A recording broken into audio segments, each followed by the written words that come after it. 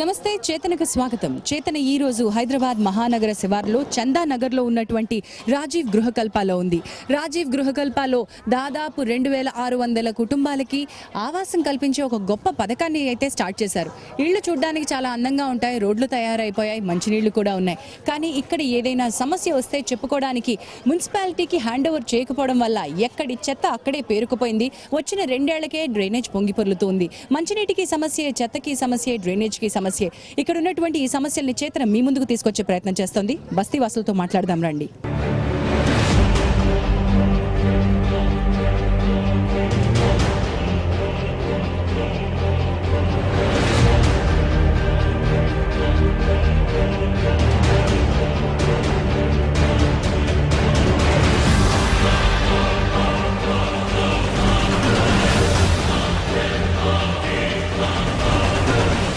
Madam, ప్రజాప్రతినిధులు పట్టించుకోలేదు అని అనడం కరెక్ట్ కాదు మేడం. ప్రజాప్రతినిధులు పట్టించుకోకపోతే పరిస్థితి ఇలా ఉండేది కాదు, ఇంకా ఘోరంగా ఉండేది. స్ట్రీట్ లైట్ కానీ చెత్త కూడా మనం ఇప్పుడు ఇక్కడ ఉండే పరిస్థితి కూడా లేకుండే. అయితే ఇది ఆల్రెడీ మున్సిపల్ వాళ్ళకు జేహెచ్ఎంసీ వారికి ఆల్రెడీ శానిటేషన్ కోసం ఆల్రెడీ ఎమ్మెల్యే గారు చెప్పారు. అయితే కొన్ని కారణాల వల్ల వాళ్ళ అలాట్మెంట్ కొత్త గ్రూపులు చేయకపోయినా ఇక్కడ బస్తీవాసుల ఇబ్బంది ఆయన చూసి స్వయంగా వచ్చి పర్యటించి ఇక్కడ శానిటేషన్ ఇబ్బంది ఉందని చెప్పి వారానికి 2 టైమ్స్ ఇది అలా లేకున్నా కానీ వారానికి 2 టైమ్స్ ఇక్కడ చెత్త మొత్తం తీసేపించే ఉద్దేశంతో ఎమ్మెల్యే గారు అధికారులకు ఆదేశాలు ఇచ్చినప్పటి నుంచి ఇది కొంచెం నయంగా ఉంది. లేకపోతే ఇక్కడ ఉండలేని పరిస్థితి. అంటే ఇక్కడ చాలా మంది మేమే చేయించుకున్నాం అన్న నేను ఆ రోజు జిహెచ్ఎంసీ వాళ్ళు వచ్చారు, నేను వెళ్ళి కూడా మాది ఆ రోజు ఆల్రెడీ పొంగుతుండే కూడా డబ్బులు పెట్టి ఏం చేయించుకున్నాము.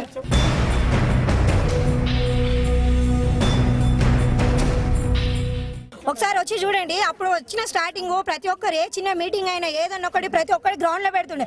అట్లాంటిది ఇప్పుడు రచ్చబండ కానీ ఏది కానీ ప్రతి ఒక్కటి మా అక్కడ గ్రౌండ్ లో జరిగేది. ఇప్పుడు అట్లాంటిది అక్కడ వచ్చి ఒక మీటింగ్ లేదు, ఏం లేదు. ప్రతి ఒక్కరు ఆ చిత్రం చూసి వెళ్ళిపోవడం కానీ ఒక్కరు మాత్రం పట్టించుకునేవాళ్ళు. అది వారానికి 2 సార్లు ఎట్లా పట్టించుకుంటారు అంటే మేము చాలా గొడవడినాం చెత్త వాళ్ళతో. చెత్త వాళ్ళు అయితే మమ్మల్ని కొట్టడానికే వచ్చినారు. ఆ రోజు మమ్మల్ని అంతగానో గొడవడినాం మేము ప్రతి ఒక్కరము. ఆ రోజు మేము జిహెచ్ఎంసీతో ప్రతి ఒక్కరు మొన్న కూడా క్లీనింగ్ చేస్తుంటే మేమే మా బ్లాక్ వాళ్ళమే దగ్గరుండి మరీ క్లీనింగ్ చేయించినాము. ఆ రోజు వాళ్ళకి చాయ్ డబ్బులు కానీ ఏదన్నా ఒకటి వచ్చి బ్లాక్లో అన్ని ఇచ్చి చేయించినాము. ఇప్పటికి కూడా అది మార్కెట్ వారానికి 2 సార్లు. అది ఎలా అంటే మార్కెట్ అవుతుంది ఎవ్రీ వెనస్డే. ఆ మార్కెట్ రోజు ముందు రోజే వాళ్ళు క్లీనింగ్ చేసేది. మార్కెట్ డే అయినాక అది ఎక్కడిదక్కడ చెత్త పడేస్తారు అంతే. ఇంకా మళ్ళీ నెక్స్ట్ డే వచ్చి కనీసం క్లీన్ అనే చేయాలి, అది అట్లనే పడిపోతుంది.